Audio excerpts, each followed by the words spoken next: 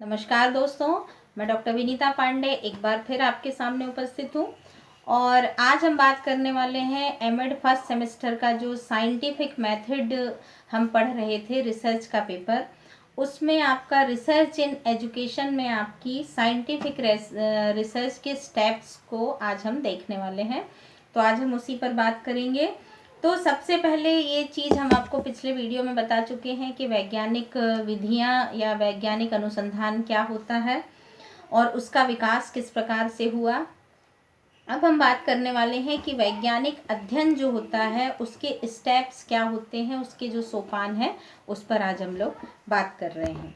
तो तथ्यों तक पहुंचने के लिए हमेशा देखा है हमने कि तथ्यों तक पहुंचने के लिए वैज्ञानिक अनुसंधानों में आपका अधिकांश वैज्ञानिक अनुसंधान जो होते हैं वो नॉर्मली 4 चरणों में पूरे होते हैं, जिसमें हम एक नोथ्रोप महोदय थे, उन्होंने सापेक्षिक विवरण इसका प्रस्तुत किया था कि इसके जो स्टेप्स होते हैं वो क्या हैं। तो सबसे पहला स्टेप जो होता है इसका निरीक्षण होता है, ऑब्जर्वेशन।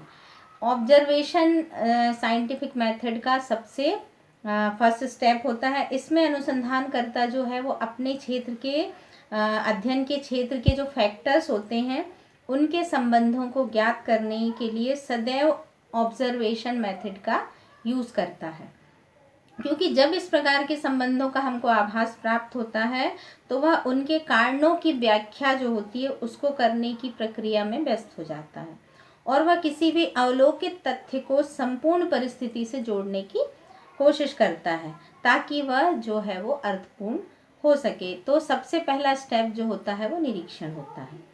सेकेंड स्टेप जो होता है वो आपका होता है वर्गीकरण। मतलब हम किसी भी प्रकार का जब निरीक्षण कर लिया हमने, उसके बाद हम किसी भी चीज़ को क्लासीफाई करेंगे, उसको छोटे छोटे भागों में बांट देंगे और उसके बाद हम इसका अध्ययन करते हैं।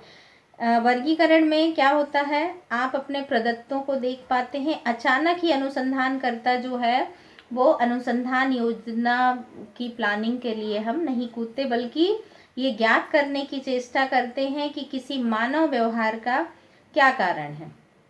वरन वह यह भी निश्चय करता है कि उसे वह किस संदर्भ में देखेगा। यदि खोजकर्ता मान लीजिए एक शिक्षा शास्त्री होता है या मनोवैज्ञानिक होता है तो वो अपने सब्जेक्ट को देखता है पहले, फिर उसके जो डाटा होते हैं प्रदत्त उनका विश्लेषण करता है और उसके लिए ये कार्य जो होता है वो एक भौतिक शास्त्री या दैहिक शास्त्री जो होता है वो करता है।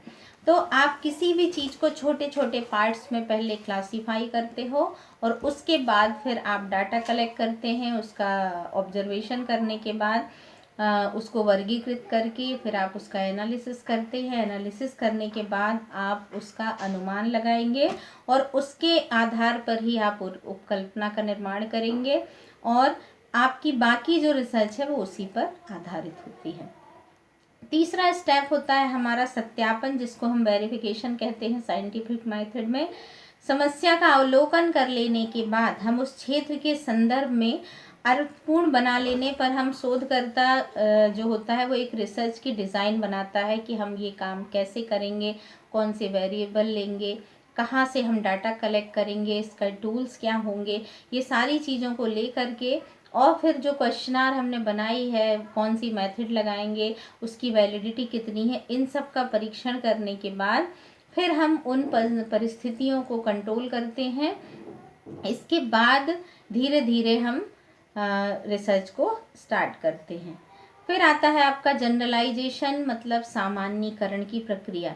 ये निश्चित कर लेने के बाद कि किसी प्रत्यय के प्रगटन के लिए कौन से कारण जिम्मेदार है। खोजकर्ता जो होता है अनुमान भी लगाता है, सिद्धांत को भी पढ़ता है, नियमों का भी उल्लेख करता है, डाटा कलेक्ट करता है, फिर एनालिसिस करता है और उसके बाद विशेष कथनों का वर्णन भी करता है। तो जो कि प्रत्यय प्रगटन विशेष से संबंधित होते हैं, मतलब कौन से ऐसे कारण हैं जिसके कारण कोई भी घटना जो है वो हो रही है। तो ये सारे फैक्टर्स जो होते हैं, ये सारे स्टेप जो होते हैं वो हमें साइंटिफिक मेथड में यूज़ करने होते हैं। फर्स्ट होती है आपका ऑब्जर्वेशन, सेकंड होता है आपका क्लासिफिकेशन यानी वर्गीकरण, तीसरा आपका सत्यापन, चौथा आपका सामान्यीकरण।